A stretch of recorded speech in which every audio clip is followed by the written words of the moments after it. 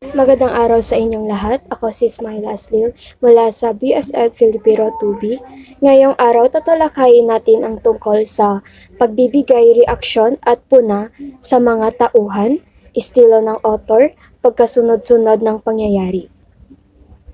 Siguradong may ideya na kayo kung ano ang kahulugan ng reaksyon at puna dahil maaring nagawa nyo na ito bilang isang gawain. Ang pagbibigay reaksyon at puna sa tauhan, ito ay nagpapahayag ng opinyon o saloobin tungkol sa tauhan. Dito parang kumukuha tayo ng aral sa tauhan kung ano nga ba pinapakita ng tauhan, kung ito ba ay maganda o masama. Okay, sunod ay ang estilo ng author. Dito sa estilo ng author, ito ay paraan ng pagsusulat ng author.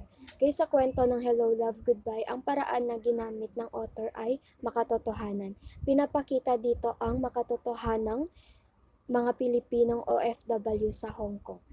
Okay, alam naman natin 'di ba na hindi madali ang mapalayo sa pamilya. Kaya doon sa kwento ay pinapakita kung gaano kahirap, kung gaano sila nagtitiis para lang makapagtrabaho sa ibang bansa, para makapagbigay suporta sa kanilang pamilya dito sa Pilipinas.